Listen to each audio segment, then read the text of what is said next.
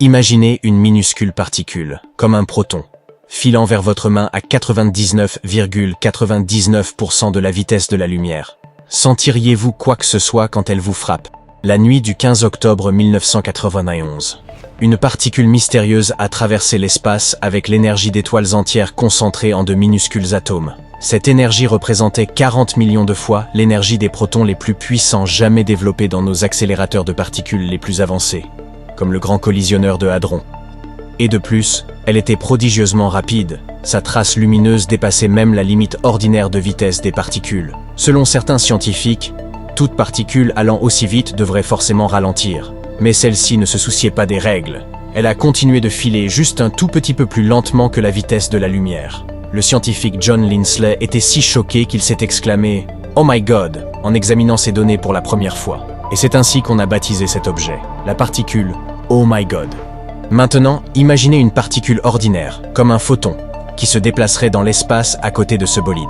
Eh bien, la particule OMG recèle une énergie qui est 100 trillions de fois plus grande que celle des photons. De notre point de vue terrestre, il faudrait plus de 215 000 ans au photon pour prendre la moindre avance. Si nous examinons son énergie, ce serait comme une balle de baseball lancée à près de 100 km/h, ce qui ferait assez mal si vous l'attrapiez à main nue.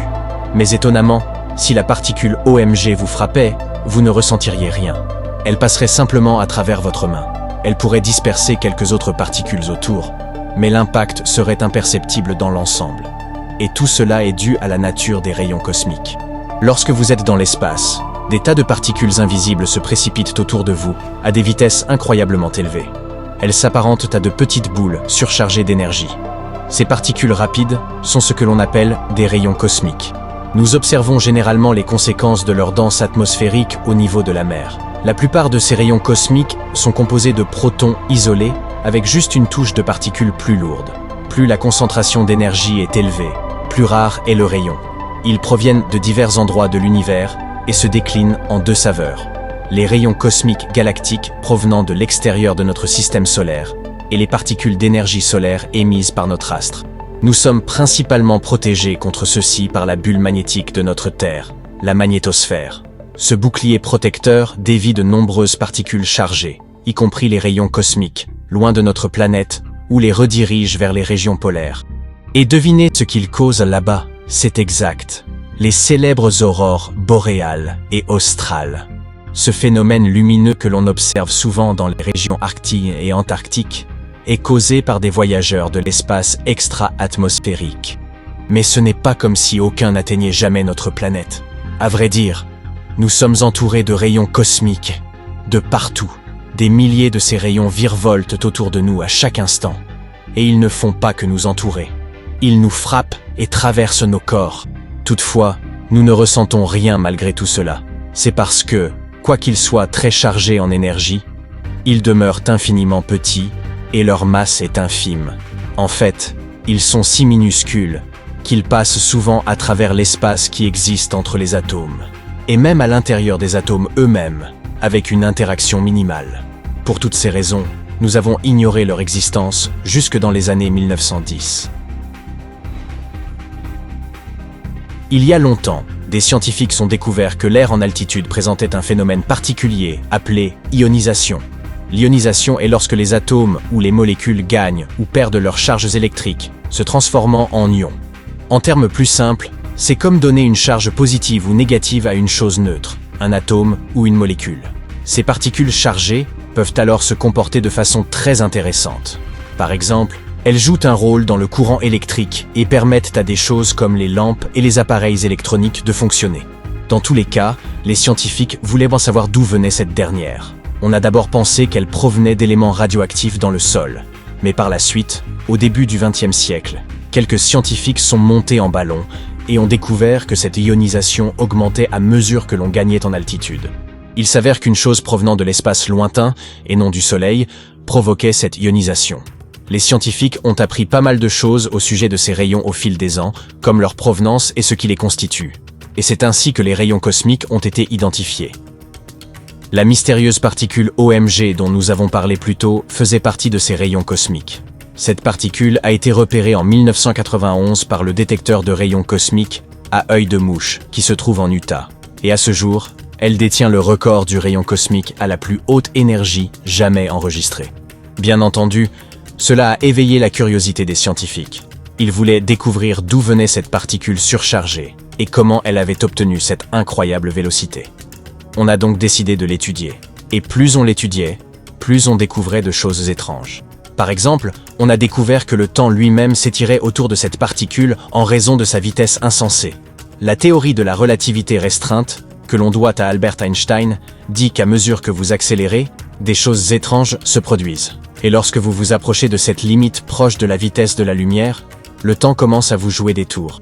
Par exemple, si la particule OMG a entamé son voyage à partir d'un point situé à 1,5 milliard d'années-lumière, pour la particule, il semblerait que seulement 2 jours environ se soient écoulés quand elle nous a atteints sur Terre.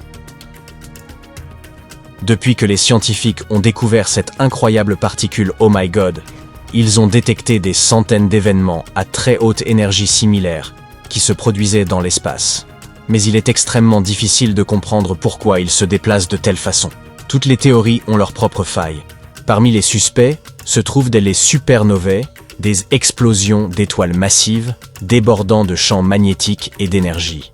Il semblerait néanmoins que même leur incroyable énergie ne soit pas suffisante pour créer une particule OMG. Une autre suspecte était Centaurus A, une galaxie active assez proche. Mais cette théorie est difficile à prouver, parce que le champ magnétique de la Voie lactée altère la trajectoire des rayons cosmiques. Bien sûr, il existe quelques autres possibilités aussi délirantes qu'exotiques, comme les défauts topologiques du Big Bang ou de mystérieuses interactions au sein de la matière noire. Les chercheurs explorent également des idées encore plus audacieuses. Qui sait, peut-être est-ce vraiment un bouleversement des lois de la physique. L'astrophysique des hautes énergies est également très utile pour étudier et comprendre les rayons cosmiques. C'est un domaine d'étude qui explore des éléments hautement énergétiques de l'espace, comme les événements cosmiques extrêmes. Les scientifiques cherchent à comprendre comment les rayons cosmiques sont liés aux événements qui se produisent de là-bas. Hélas, même après presque 30 ans de travaux, la véritable origine des particules OMG demeure un mystère. Mais heureusement, des études récentes pourraient nous apporter quelques éléments de réponse. Dans les vastes déserts de l'Utah, se trouve un véritable réseau de télescopes qui recherchent des particules rapides appelées rayonnements cosmiques à ultra haute énergie. Imaginez un immense système de détecteurs disséminés à travers le désert et surveillant les particules en permanence. Et voici ce qu'il a récemment découvert. Il y aurait une zone spécifique dans la constellation de la Grande Ourse. Au début, les scientifiques n'en pensaient pas grand-chose, mais par la suite, ils ont analysé les données en profondeur et ont réalisé son importance. Cette zone exceptionnelle est un point chaud, d'où pourraient provenir ces rayons cosmiques. Et il a presque 100% de chances d'exister. Cela s'apparenterait à la source d'énergie cachée de l'univers. Mais quelle est cette source et pourquoi existe-t-elle? Les rayons cosmiques n'intriguent pas seulement les astronomes. Ils ont aussi des applications terrestres. En 2017, des chercheurs ont utilisé des rayons cosmiques pour découvrir un espace caché dans la pyramide de Khéops. Ils ont utilisé la tomographie par muons, une méthode qui examine les rayons cosmiques pénétrant dans des objets solides. Et c'est ainsi que les scientifiques ont dévoilé les secrets de l'ancienne structure. Les chercheurs s'en servent également pour regarder à l'intérieur des volcans.